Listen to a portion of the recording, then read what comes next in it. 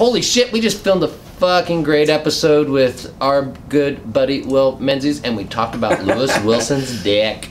Yes, so you should like watch the whole episode if you want to hear some good acid stories that happen at the very end. All around good stories. You should do this. Yeah, fucking we love Will. Thank you, Will. Will's coming to melt. Woo! That's all. See I you want. next time. Yeah, all I want is Will it melt. I'm done.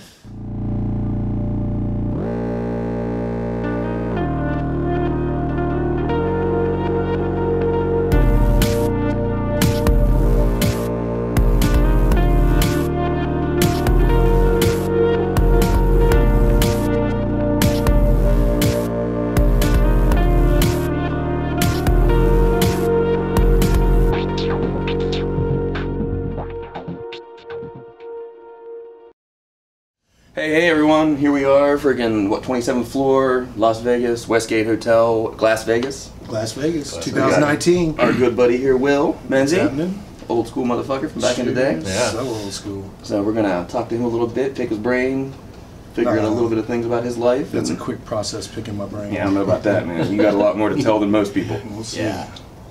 So, what's going on? Everybody having a good show? We're seeing a lot of stuff. There's a lot of cool stuff going on. You're here with your company, Yep. Helix. Yep. Which Is Helix that is the name of the company? Is it the? There's a couple of different factions of it. You Yeah. know, I've licensed the design out to a company who in turn took it overseas, and then that's when we really pushed our American Helix brand. Oh, okay, so it is. Which is all manufactured in-house. In-house. Well, every Helix is basically they're pipes, but any kind of pipe you can add it to anything too. It's got multiple holes in it, and the smoke spins around. Yeah. Basically, it's turning a pipe into a carburetor where you're bringing in about 30% room temperature air and mixing it with about 70% of the hot air coming from the bowl. See, all right. So here's the story. This one's great. This is Bob always thought that expansion thing when you smoke weed was just absolute bullshit. He was like, smoke does not expand in your lungs. That's a ridiculous fucking statement. What happens is you're smoking hot, acrid, dense smoke put in your lungs. Your lungs sends a fucking signal to your brain and says, you're in a forest fire, homie. And so the brain sends a signal back to the diaphragm, causing the diaphragm to contract, which is when it feels like the smoke's expanding, right? And causing you to push that fire smoke out of your lungs. Okay. So Bob, on his steamrollers, if he feathered them just right, and you've seen this over at the house, right? There's a little stream that comes out of the dragon's mouth, and it's surrounded by cool air. And so what he said was that if you hit it just right, and we would take monster rips off of these steamrollers, and it was because it was surrounded by cool air, and he was like, yeah, man, you're fooling your lungs like into thinking you got this nice fresh hit of air, and you know.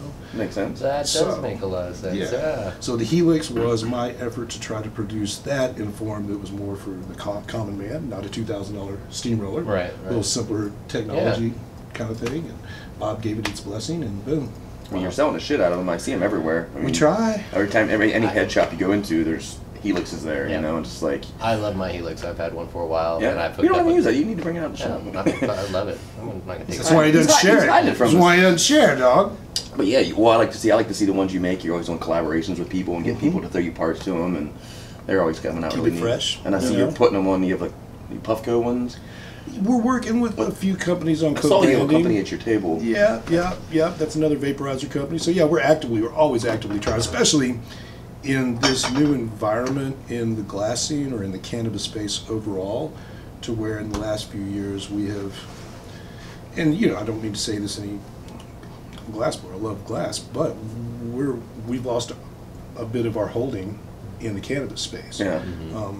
People are not so ceremonial about smoking weed as they used to be, and the pipe is the artifact of ceremony for smoking weed. Yes. So now we got people that are on the go, they still want to get high, and they grab the electronic device, and you know, so this co-branding with new technology, I know that there's definitely two different teams so far on this, but I'm on the team that believes get right or get left. Yep. You know, like if you want to keep yourself relevant, then you need to work within what's happening within the industry that is relevant. You know, Puffco's relevant. So even though it's a Chinese pace, I'll put my American shit on top of it. For real, fuck, make that money. Yeah, well, and push the glass. Yeah, push the glass. Like help keep the glass in people's faces so that they know that we're still a rolling part of the industry. You got a little bullet? A little bullet. When you guys are drinking whiskey, it's noon here. You know, we get to bed at We had a late start. Late start. We had a late start on the whiskey. It's already noon.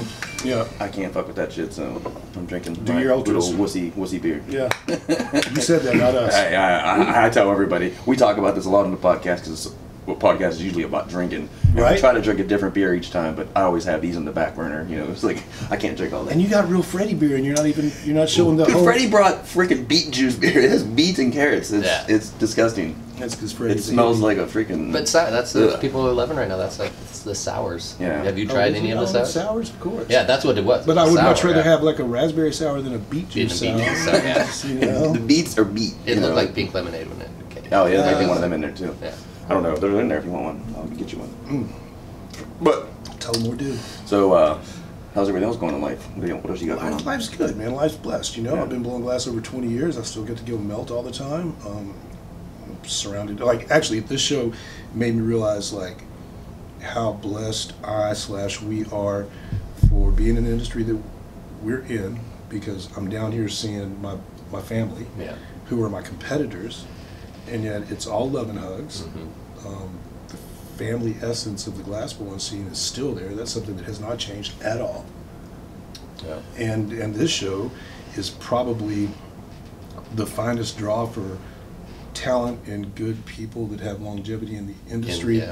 that I've You see seen the in a people. long I mean, the time. people we're seeing here are the people that I've been seeing for years. Yeah, years it's and the years. backbone of the industry. I mean, I met you. Said 20 years. I met you probably. Damn, we were close to that At at AGI. yeah, that was Really? Wow. that was the dresses. That's when we got to see Louis' tallywhacker. Yeah, but I was dressing up. Yeah, I got dressed up. We got to see Louis' dick. Hey, Louis Wilson. We saw you. Louis did a thing where he used to make these movies back in the 60s and 70s. Yeah. And like real weird artsy shit. And like he had one called Riverman. Yeah. And it's him basically naked walking around the woods. In the reeds. But what he did was he said it was ladies only viewing. So at AGI he set up a ladies only thing.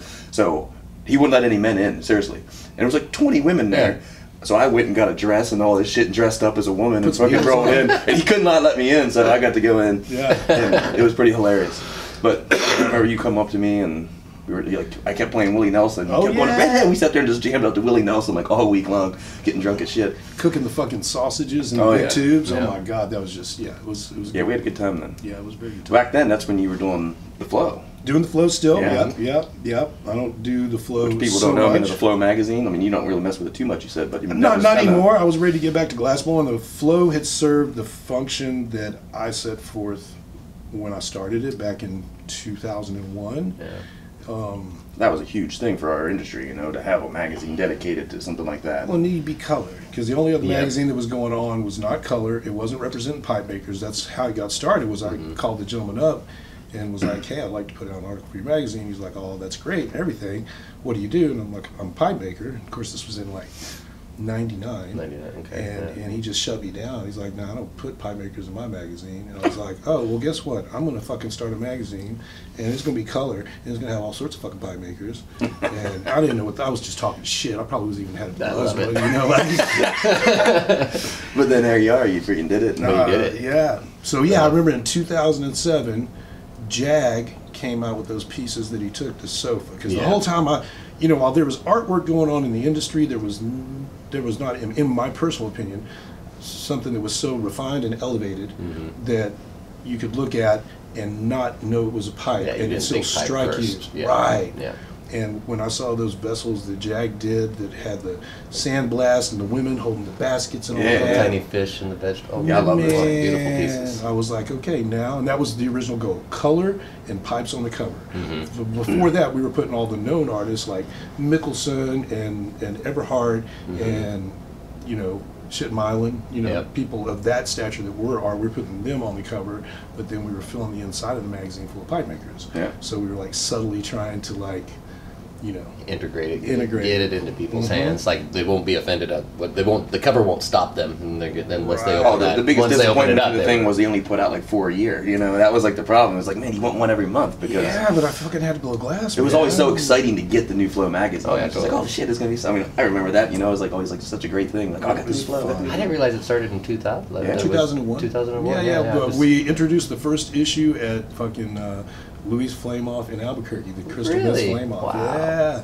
And that gathering, man, that was 2001. That's like an epic gathering. Holy shit, Marcel was there, and fucking Luco, Deline, yeah, Carver B, Mike Plain. I love photos of that because it's just fun to see all the people sitting in the audience. Like they'll be up there, and then you'll be like, "Holy shit! Look at all these kids in the crowd. They're like now famous they're as fuck. fucking famous glass blowers nowadays." It's ridiculous. Yeah, That's that I have to admit, that's like I've been really fortunate to be at a lot of different events. That one I wasn't at that one, and I'm always like, oh, I wish I'd been at that one. That's the one that's like, it's just up there. It's like an epic event and it was kind of that kind of launched the whole Flame Off thing. It did. For a while, and then all of a sudden Flame Offs were everywhere. There was like one every month somewhere in the country, and you could almost go on tour and when just do Louis would get all Flame-Offs. dressed up and wear the top hats and all that kind of crap. Definitely got to put it back. I mean, they had some gatherings before, but they weren't necessarily Flame Offs. It was at this place called the Crystal Rabbit or Crystal something over in California. And this was old school. This was back in the 60s, 70s. Oh, shit. When the families were blowing glass, like the Rasmussen. Like the Rasmussen.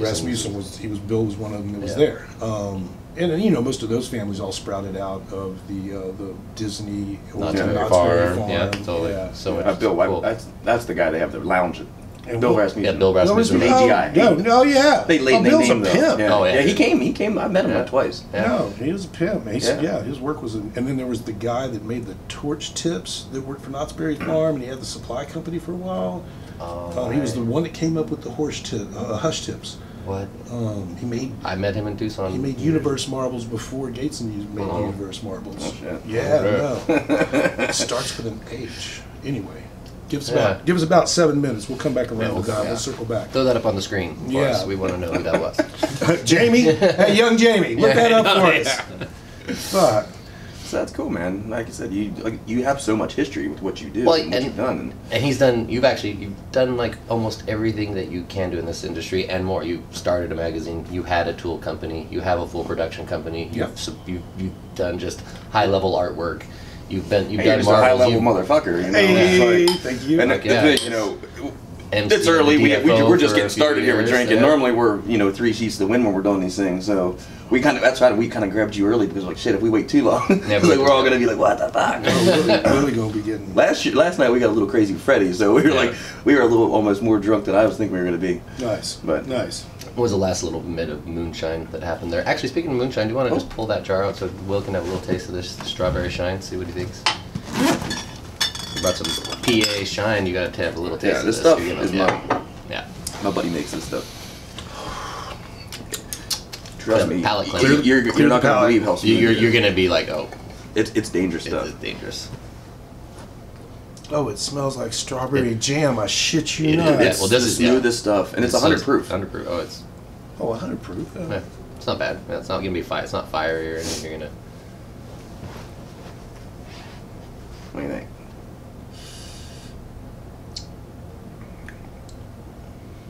This is a sleeper. It does not taste like alcohol at all. That's why it's dangerous. Yesterday I brought some peach, and that's what I wanted to have for us, but some dumbasses at our booth, we had it sitting there, and they busted it out and freaking drank the entire jar. In between us walking up to the Marble Exchange and coming back, they drank a whole jar. They drank the entire jar. And I came out, I was like, you drank my goddamn peach. I wanted to have the peach for it, because that's my favorite one. But the strawberry's decent. I'm not fighting that one. Yeah. I'll take it. My God. But yeah, we drink the shit out of this stuff. You can drink a jar of that and wake up feeling like $1 million. That's crazy. You know, you brought up Bob, but I think we'd be remiss not to bring up Bob one more time, and just because that's kind of your origin of glass blowing. Bob up 100 times. Yeah, Bob. Thanks for your snotty. Yeah, thank you for your snotty, Bob. Yeah. Is he essentially your first teacher, or did you find him after? Okay, nope. All right. He was my first teacher. So the story on that was I thought I was like just all fucking super cool. I was doing some festivals out on the East Coast. I ran into this kid in Kent, Ohio, which was where Bob actually learned. So like I must have picked up the energies there. Yeah.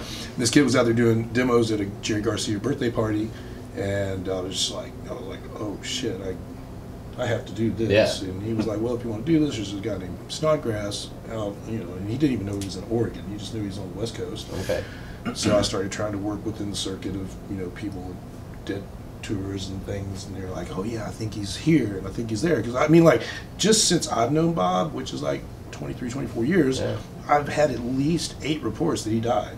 What? Sure, man, he got burned up in a fire, got killed in a car accident. Like, that's what happens when you're letting I don't think a motherfucker's ever going to die. Like, yeah. He's 72 years old and he's Peter fucking Pan.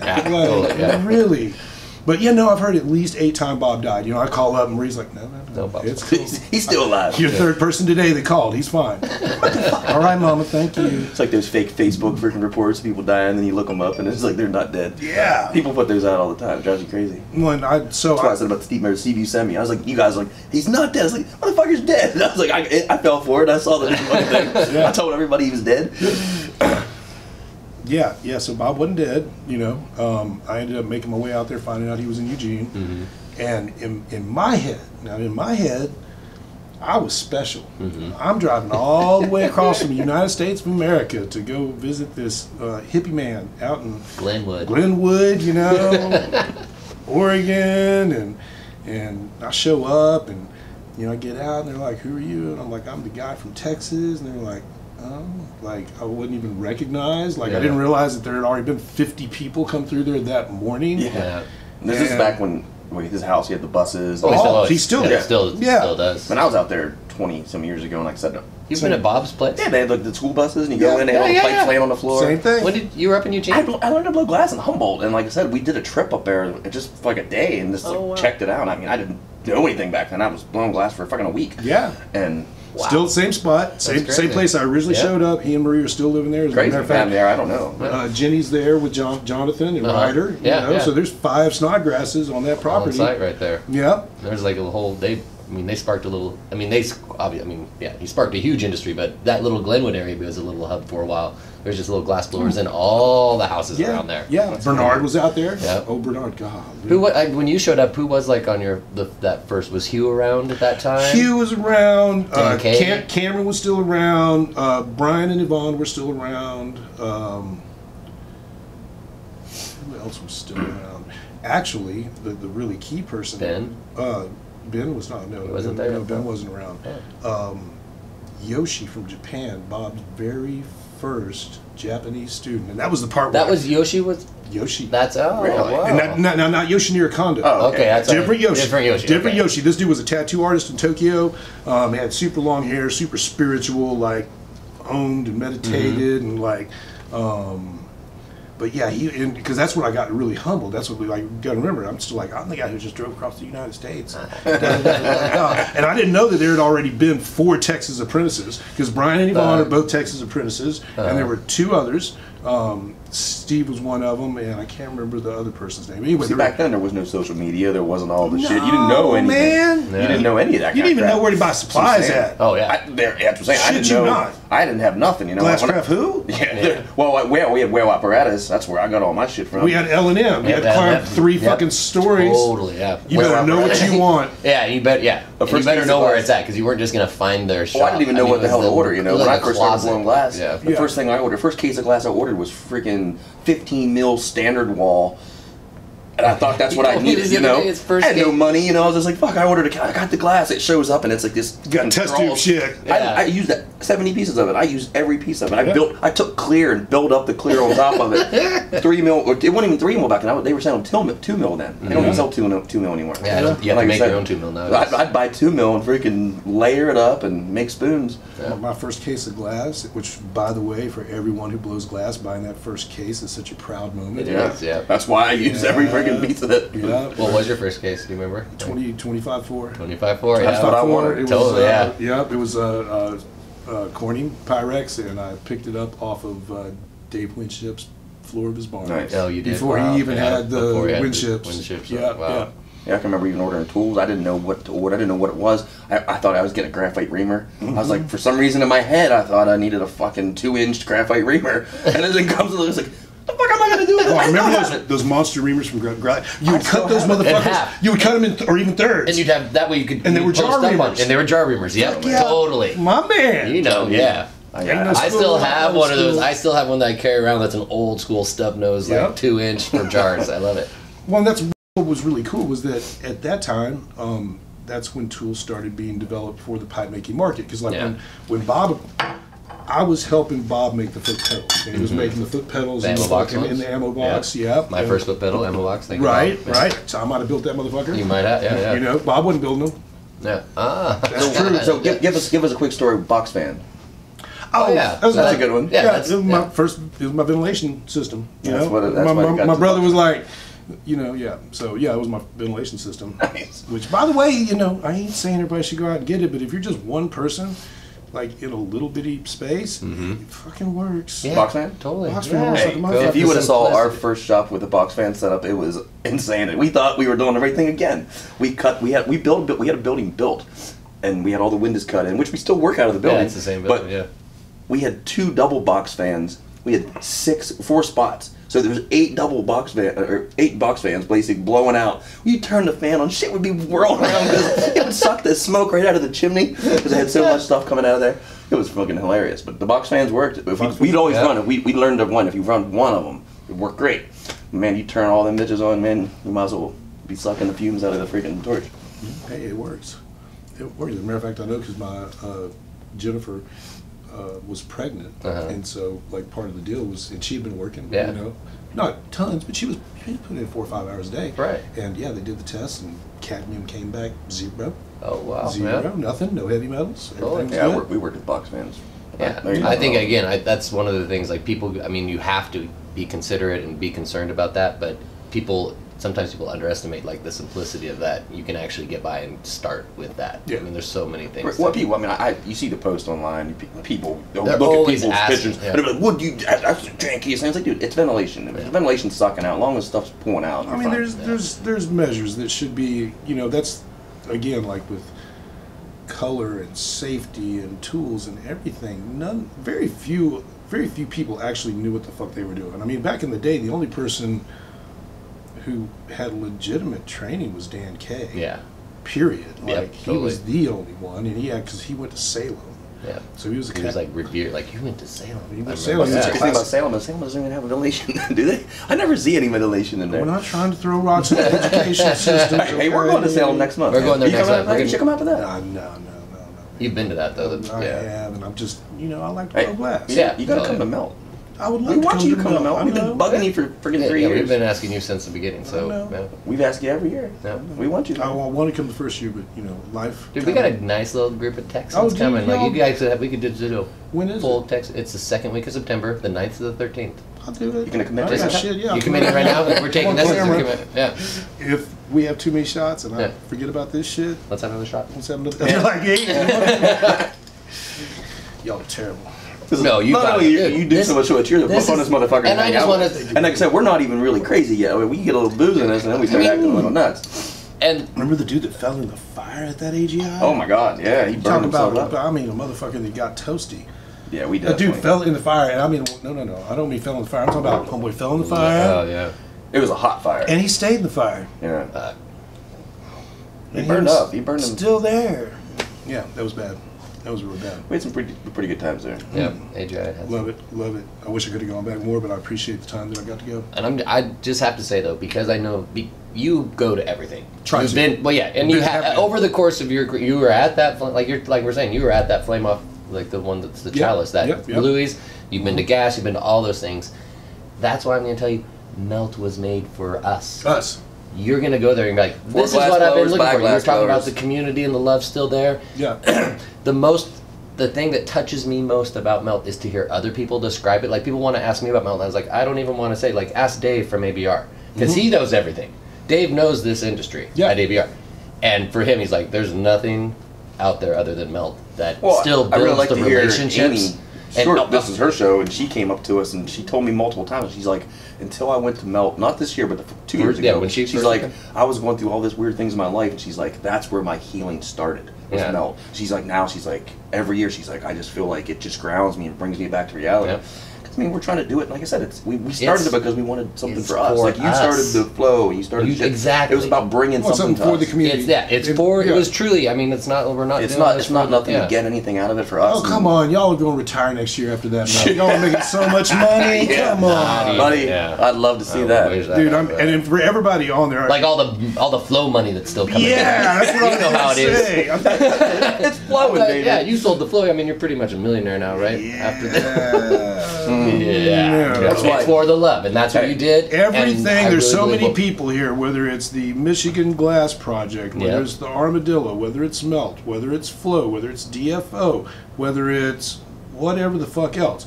It was done from love. Yep. The money is not there. If you want to make some money, get on the tour. Get a job.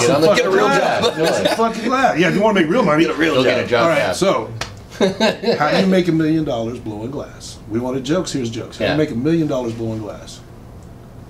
Start with 3. Start with $3. $3 million. $3 million. Exactly. That was a good one. Start with $3 million. That was a good joke. Boom.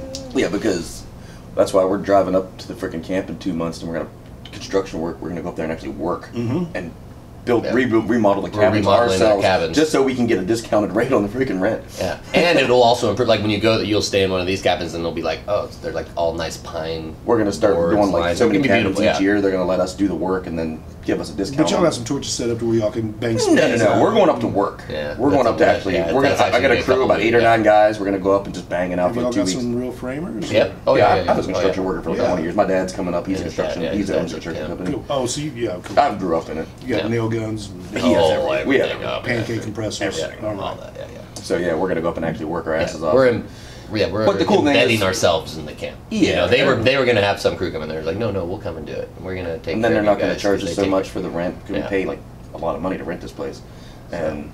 You know, and then plus it just makes the cabins. We want the cabins to be nicer, you know, for our people coming in. And I didn't even they had one last year. I didn't even want to show people because it's like if everybody sees this cabin, they're gonna be pissed. Everybody's gonna want to say it. They're doing all like knotty pine, you know, new walls, floors, everything. The bathrooms are getting all. Well, this is like upstate New York, right? Yeah. But it's a summer camp. It's a kid's summer camp. I mean, it's still what it's like movie Meatballs. It's meant for peak summer, so it's not like made for it's not winterized. I wonder if some of the debauchery energy that you all create stays around for the kids. Like the kids are there, and all of a sudden someone starts doing tequila shots. The funny thing is, they actually had they found some pipes. People like in the cabins. People were sticking pipes up inside the freaking rafters. So we don't want that because it makes us look bad because we don't want that kids showing up and finds a fucking pipe. So you want to hide. What's even better is if the fucking kid was like, "I think that's a salt piece." That'd be fucking killer. No, the camp itself, like I said, they crush it. I mean, they do like 14 sessions a summer. You know, every 2 weeks they're bringing in like 500-600 kids. And y'all are off season because you're not. We're the end. As soon as the camps close, like the last person leaves, we move in. Yeah. So we take over for like 3 weeks, and then they close. After we're done, they close the camp down. They have to winterize it, shut the water down, all that crap. So. Well, but I'm so glad you're going to see it this year. Yeah, you're coming. So I mean that's. It's fucking on tape, man. It's you're never gonna miss it. I know you. You're not gonna miss this one. You're gonna be like, this is my people. Well, I tell you what. After you go to this one, you'll never miss another one. Either. That's what. Yeah, you won't miss it after this. Just rent me a cabin. Yeah. Just live there. Stay in the Poconos. Yeah, it's about time for an exodus from Texas, man. Those summers are fucking getting. Are they getting on you? Yeah, I'm just like, there's other things you can do. This summer I went up to Colorado for a couple of weeks, and it was like, it's not 111. Yeah. What's up?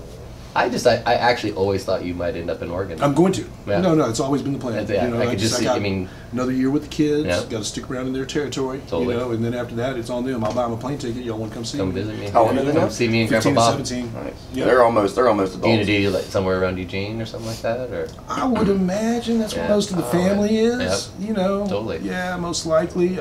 Portland would be nice, but it's just so fucking expensive. I hate traffic. Fuck all that shit. I can drive to Portland when I want to see Abe or whatever. Totally.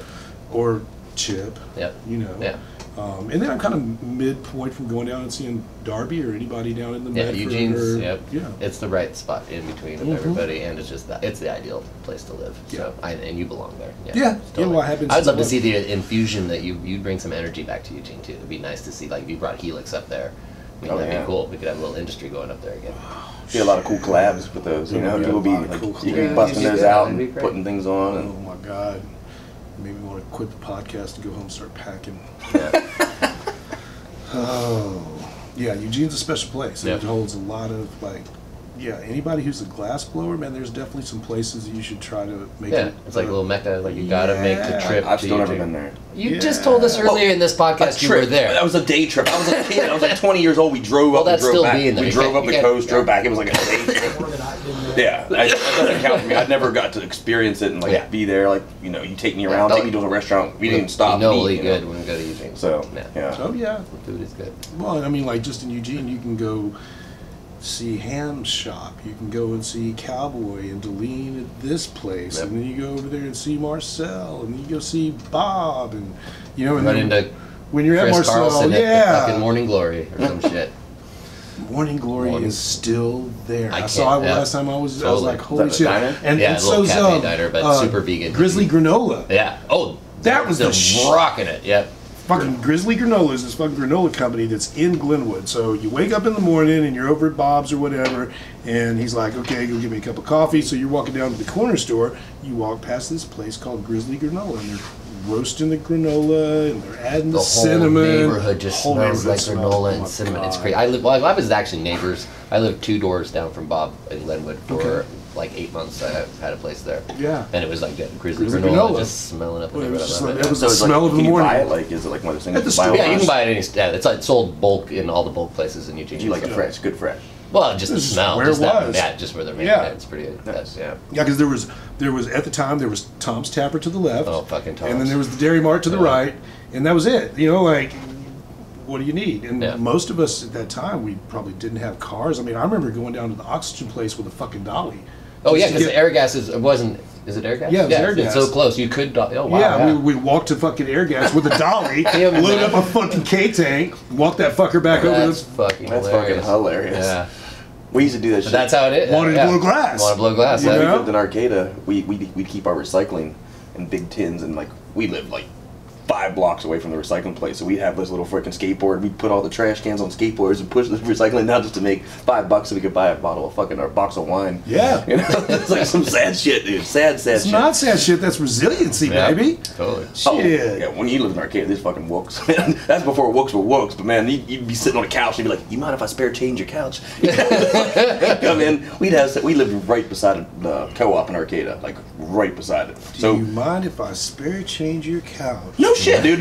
You couldn't even walk across the place. I mean, like you look like a fucking piece of shit yourself, and there's pieces of shit asking you for shit, and you're like, I don't got nothing, motherfucker. Look at me. You know, it's just like I got nothing. But yeah, people would be coming up, cigarette butts. They'd be like looking through your trash for cigarette butts. I've smoked plenty of snipes in my life. I ain't scared of that shit. Every morning, our buddy, some hippie fucking we met out there was on the street, and we'd let him crash on our floor like every night.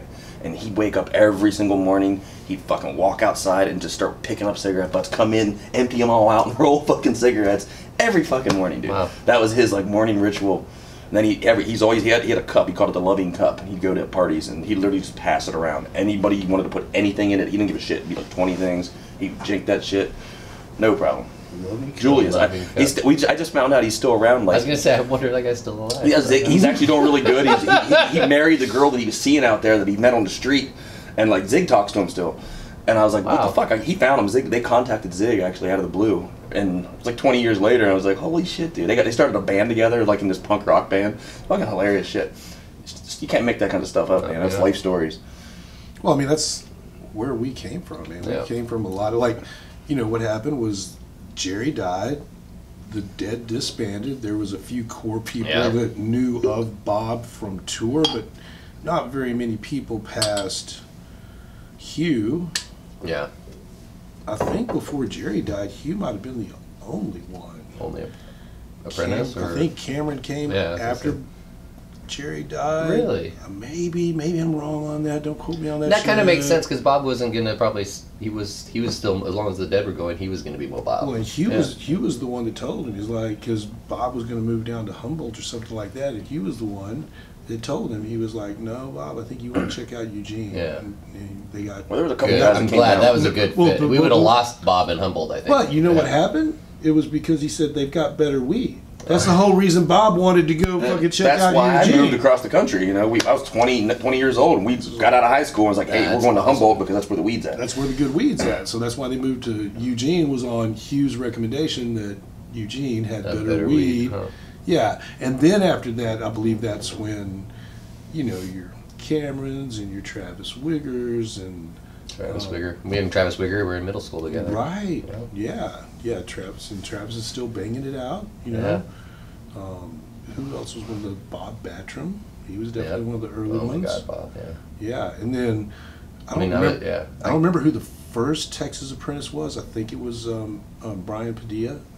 But then from Brian came Brian Padilla. Yeah, and then Brian, and then Brian. So up there, this time that was like Jaw Creations. You guys know those guys? Yeah, that was. Well, I worked. That's the guys I learned to blow glass from.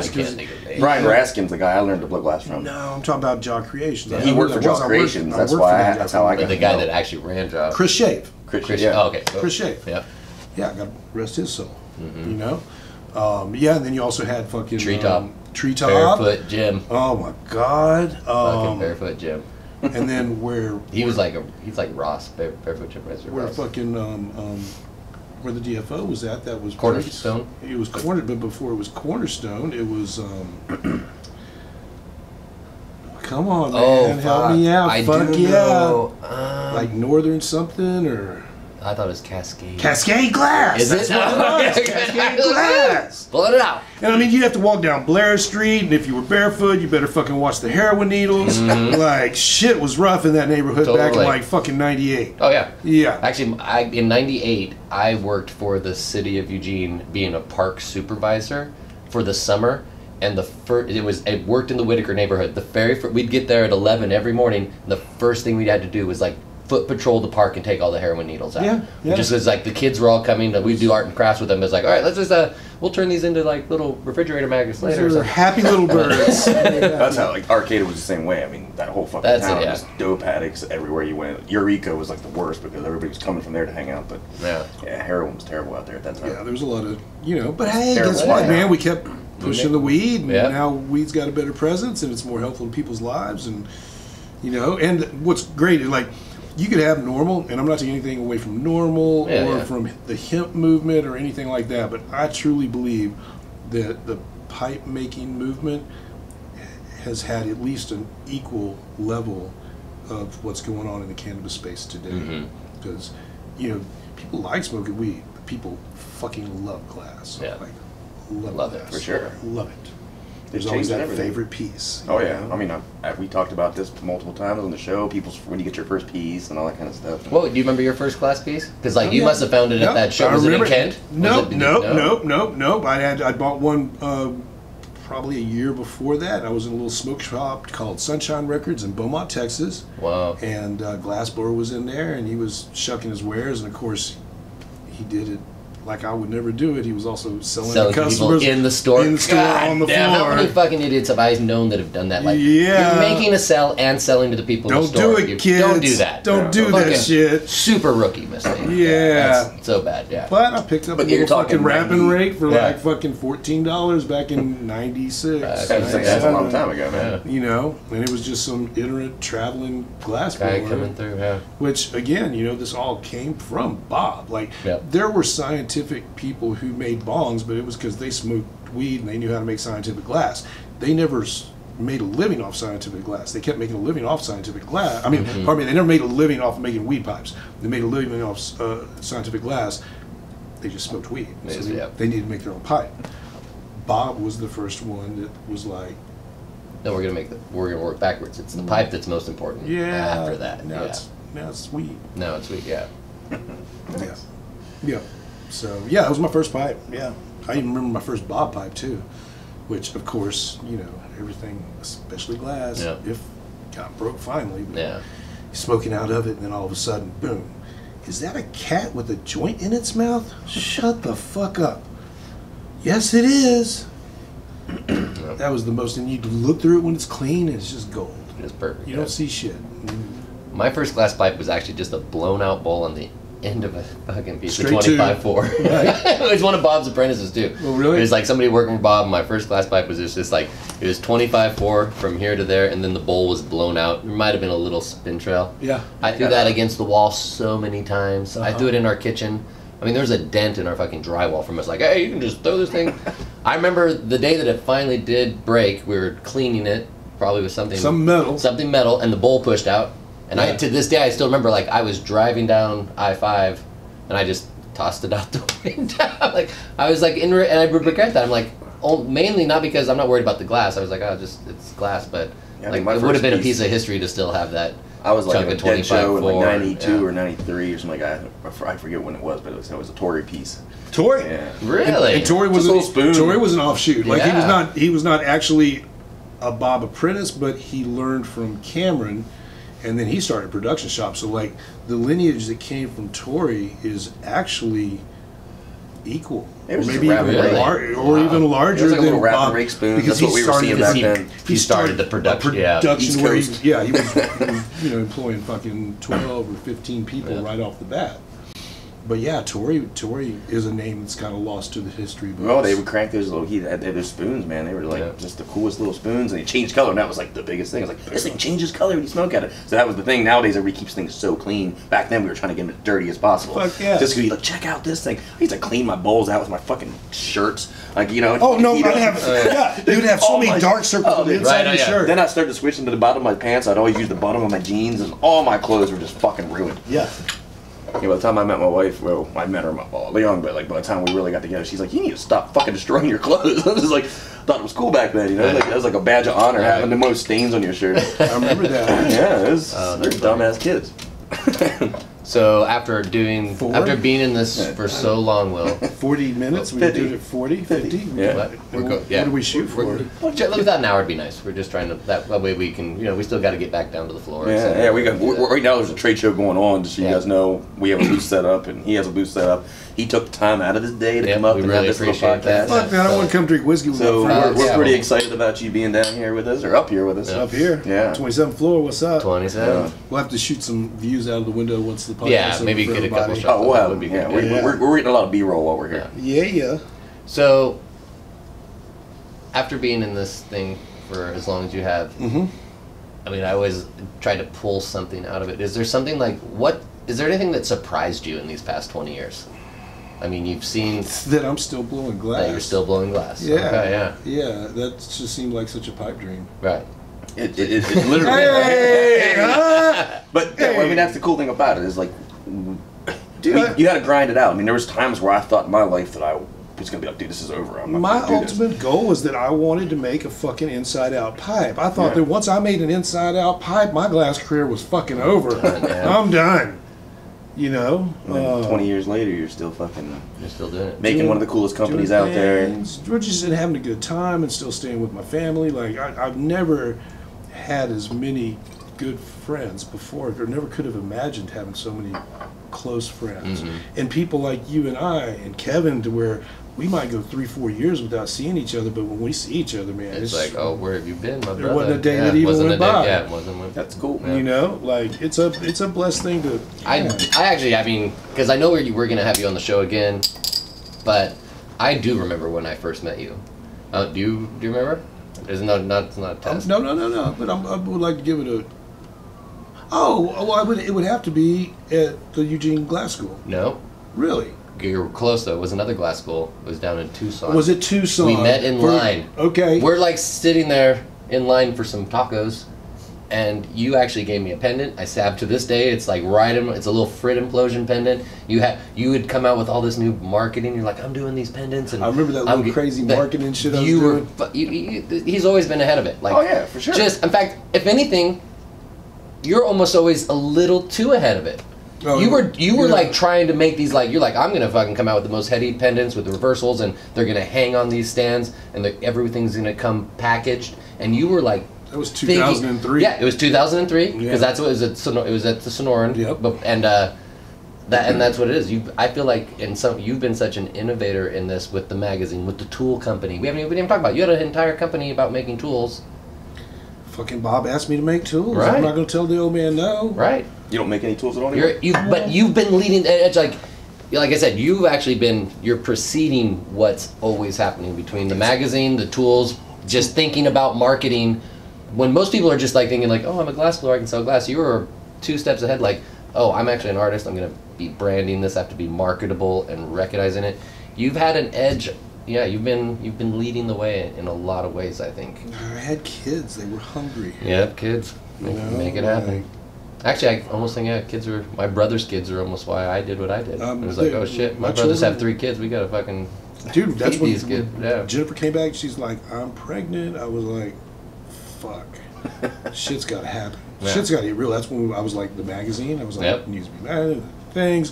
I can't. I just I love making pipes, but you go through that panic mode when you find out that you're gonna be having all these little young humans around looking up to you and shit. And you're like, I got to stabilize my base. I got to do some things because the market's never steady. Like if you think that the market's in a high or a low right now, give it a fucking year. Like it'll be in a different spot. It'll be in a different spot, and don't feel tragic about that if you're on the low end of it, or don't feel too goddamn elated about it because you're on the fucking high end of it. It changes. Because it will change, and what it is for you to just learn how to be resilient through the lows and perhaps a little frugal during the highs. And don't just fucking skate because it's not going to stay there. Yeah.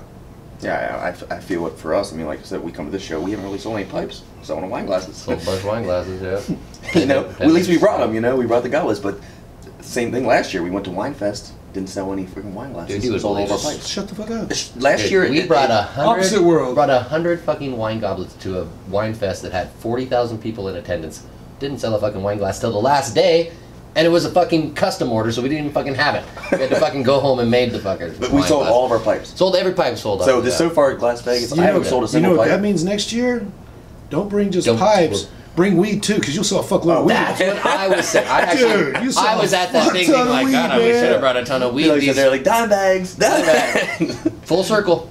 Coming back. Just saying, man. I was that motherfucker. Hakuna Matata, motherfuckers. Yeah, I was the one walking around fucking shakedown saying, I have absolutely nothing for $1. Yeah. Nothing. Still get paid. Yeah. So you got a favorite, like, who's anybody like up and coming right now? Like, I don't know how much you're looking at Glass. You see anybody like you're like, ooh, look at this guy coming up. I don't see as much as you used to, right? But if I was, man, he's not really up and. I mean, he's up and coming, but he's not young. He's from Texas. He and his brother have always been two of the most like they really their curve is just like steep, and the stuff that they've both been doing within the last year, it's theirs. That's why I like it so much. Are we talking about Yunk and Bubbles? Yunk and Bubbles, man. Two milk guys. Yeah, and it's not because they're the best or anything like that. It's that just a cool style. Nobody else is doing it. Yunk shit is yunk shit. Bubble shit is bubble shit. It's their thing. They didn't take it from anybody. They developed it themselves. They put love into it. And I know these guys personally to where like I know that they have fought bitter battles. With each other? No, not with each other, just to keep true to their vision. Yeah. They didn't fall back to production. They took the lumps. They went probably eating some fucking ramen when they could have been doing a little better. Well, Bubbles is eating some ramen. You know? Yeah. He's a crazy motherfucker, dude. I love that. It melted. Was the second year he was there, and he's so humble and chill. Cold as fuck. I thought he was walking around in bare feet the entire time. Yeah. He cut his foot open really deep. We had to have the medic stitch him up and stuff right there on the spot. I'll be y'all's medic next year. This year. Oh yeah, dude. We'll put you on the medic crew. You and Kreiner, you'll get along well with our medic. Oh, dude, he's our resident freaking smokehouse guy. Don't get added on his fucking Instagram or no, it's like his message. You don't want to be on any message groups with him.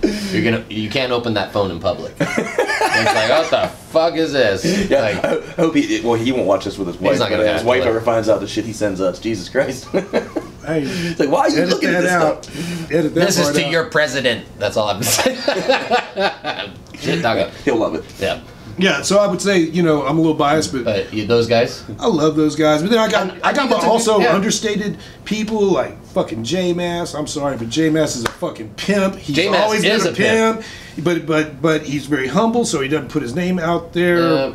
I mean, like so great. I love that guy. He's a fucking pimp, and he's the kindest, loveliest brother in the fucking world. Yeah, man. There's just we're full of solid ass people. That's really the thing. Tell me this. I struggle sometimes because like all the people they're naming, I love. Yeah. But for me, how do you feel about like an artist? Like maybe you don't jive with somebody. Does that affect how you feel about their work? Because me, I can't. You could be making the sickest shit in the world, but if I think you're kind of douchey, I'm never gonna like your work. But then you talk about Yunk and Bubbles. It's like I love those people so much, and then on top of it all, they make this fucking killer work. But I struggle with that sometimes. I've met very few cocksuckers in the industry. You're too nice. I've met very few cocksuckers. They're out there.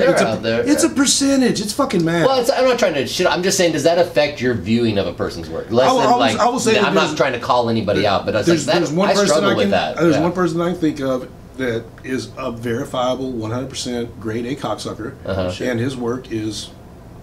A lot of people like it a lot, and thank you. And so that's Josh Mazet. Nice. No, but yes, my mental is affected by the fact that he has such an overwhelming aura of cocksucker. Yeah. Mm-hmm. I don't know what I just like. I don't know. We're still talking about me, right? Okay. No, but no. I've struggled with that over the years because I have interactions with people like hold a hard edge on stuff, and then I'll be like, now I just. He holds the hardest edges. It's hard to love their work. But you're like you're always so warm and nice, and I aspire to be more like that. I'm always drunk or high. Yeah. Well, sure. That's why we get along so well, my friend. That's why you're perfect for this podcast. Yeah. So thinking in the fucking anything good coming up? Yeah. What do you got coming up? What do you this camera, that camera? You watching Hot Ones? Love Hot Ones. Where's the wings at? Jesus Christ. We said about maybe just stealing it one time. We're gonna do a couple Hot Wings episodes. You're on it. Just because that is you on it? I mean, dude. Didn't we used to call the little spoons bones and shit? Yeah, totally. So we just based some fucking little spoons in hot sauce. Dude, I would do it. That's it. Then you don't have to have the wings or anything. You just have a couple little proto peanuts. Let's do it. There's going to be some hot ones. Maybe we might do that at Melt. There might be some hot ones at Melt because it'll be easy because of the kitchen. Maybe we try to get that guy to come. Come and do some interviews at friggin' Melt. No, what I've got going on is not really anything specific. I'm in my grind. Stay in the course. I do my grind. I've got my production studio and I've got my people that I work with. How many people do you have working for you? I work with people. They don't work for me, and I probably got like 14 people overall. Wow. It's down a little bit, but I like it better. It's a little more compact, a little more family style. So you gotta have a little taste of flavor. I'm gonna keep. You got champs in 2 weeks. Got champs in 2 weeks. This won't be out by then, but still, you got that in 2 weeks. You got Helix. Oh, go ahead. We got Melt in September. September. Good. That's gonna be light. You're getting. I want to go back to Japan. I got to go talk to Aki a little bit more about that. I want to go see Morio and get back to Japan. And those people are just, man. If you want to see how far a technique can go teach it to one Japanese person. And then go back. Nailed it. It's like you fucking nailed it. Go back in a year. Go back in a year, and they will have done things. And you'll be ashamed. You'll be like, what? No, I'm just going to be like, let me watch you do it You're once. Like, how? Yeah, you'll just be like, you took what I showed you to this level, to refined it. Oh, my God. Yeah, the Japanese are just, God bless them, man. Holy shit. Come on, Kevin, take a little sip, you bitch. I don't want no. Just take a sip. We're doing like 10 more podcasts today. Oh, no, you're not. We're gonna have people come to our booth and do like 5-10 minute like little pop-ups. It's not going to work. It's going to pop up in my pants. It's not going to work. You're going to provide a lot of audio post-editing for sure. Hey, that's his job, not ours. Well, you are a person I was so excited to have on the show. I mean, you obviously... It always feels... When you start to say some of these things that are coming out of my mouth, it sounds silly, but you do. You have one of those careers that have spanned this fucking crazy ride that's happened. Yeah. That's all about glass and the weed culture. Mm-hmm. It's been blessed, Well, it's great that, here you are 20 years later and you still have that humility and you're humble to appreciate how lucky we are to do this. Because I'm not that good of a glass blower. I have to be. I know, Jesus Christ. Oh, man, that's how I feel sometimes. Like, I'm skating by. I'm pretty fucking awesome. We are standing on the shoulders of giants. Yep, absolutely. Yeah. Somebody was I actually did a podcast earlier today with somebody, and I was like, they're just like tongue-tied, like, what do I say about this? It's almost too big to talk about. How do you encapsulate that? Yeah, when you come to Glass.Vegas and walk around that floor. Here's what I can say, man. They fucking, I'll remember the guy's name in a few minutes, but he's super cool. Mueller. Not Mueller, the American. Voodoo Mueller? No, Mueller that's from Lauscha, Germany, and he's like the preeminent fucking badass motherfucker. And then there was 2 other lamp workers that worked with Herbert Arnold, and then when they came to the Flame Off over in Vegas in 2009, the World International Hot Glass Invitational. We didn't even talk about that shit. That was fucking... That was rad. Tell me how you tore up your penthouse again. How didn't you just like destroy a penthouse room there? No. You didn't? I did not. Okay. No, that was actually... No, wait, that wasn't... No, at the time, I did not have a cell phone because I was very resistant on smartphones. Yep. Okay? Respect. And the ladies who put on the event are the same ladies. Yep, the ladies here and today, I was in charge of putting the flame off together. And so they kept handing me these flip phones. Mm-hmm. And then they would call me so often that I would just throw the fucker up against the wall or up against the cement, and I would destroy it utterly. And then within 3 hours, they had another cell phone. Yeah. And they kept, so if I destroyed anything, I destroyed about 7. For some reason, I thought you like destroyed your penthouse, and I thought that was so rock star. So I'm sorry. Were they buying you burners? Like just buying burners? No. Now what I did do is I ended up naked as fuck.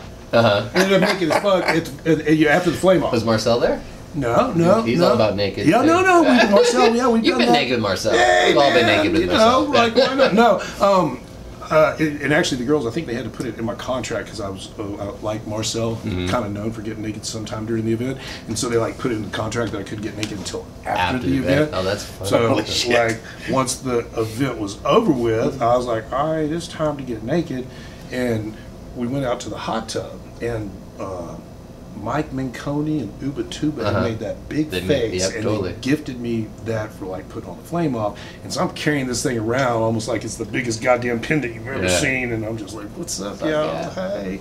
And so we got to the hot tub. There was a couple in the hot tub. There was a big volcano in the middle of the hot tub, a couple on the other side of the hot tub. And I was like, hey, y'all, don't, but like, I want to get in this hot tub, but I ain't got no underwears on. So like, they're like, as long as you stay on that side, we can fuck. And I'm like, cool. So I get down to my skivvies in the hot tub, except I leave the beer outside. And I'm already drunk, so I don't think about these things. I keep getting out of the hot tub. And there was a few of us there. There was probably like 6 or 7 of us. And we're all fellas. Ain't nobody worried about my little tallywhacker. Yeah. And, I keep getting out, get a beer, go back to the hot tub, get out, get another beer. Who has a bigger dick, you or Lewis Wilson? You've seen Lewis's, so we want just to be pragmatic. There's a lot of gray hair there hiding it. This was back when Louis had black hair when we saw those videos. He First had of all, full black hair. just to be pragmatic and honorable, I'll just say Louis got a bigger dick. It's fine. I'm a grown-ass man. I can handle it. His new name's Big Dick Louis. I didn't want to put Big Dick Louis. Fucking swinging. That's why they call him Dirty Wilson. Louis. Yeah, Dirty Louis. Yeah. Hey, I got photos of me and him in the freaking bathroom freaking getting it on. With the dress flipped over your head. That shit from AGI. We did that photo shoot. Can I? I want to tell a story. It probably will need to be edited out. Okay, please do. This is what we. If y'all don't edit it out, Louis, I apologize. Well, I'm not going to apologize because you didn't give a fuck when you did it. You didn't. No.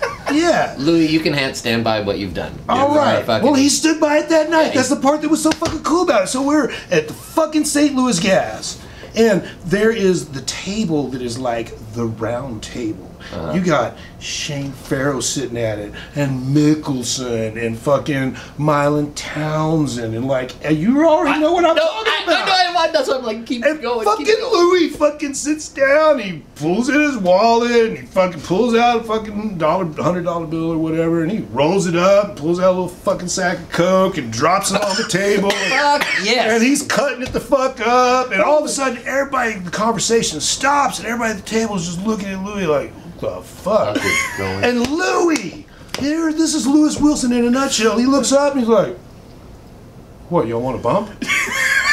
Lewis, I just want to say shout out to you, and I have mad respect for you now. I mean, you've been on my shit list ever since that shit with Barry, but coming back, oh my god, that's amazing. No, that was it. Oh, I also heard the time. Well, I was gonna say, wasn't there a little acid at that St. Louis Gas? Well, that was me. That was you. I thought Mr. Farrow. Yeah. I didn't want to out him, but I was like, no, because I've heard that story, and I'm like, holy shit, can we talk about that? So we met some dude, which is actually a very good friend of my name.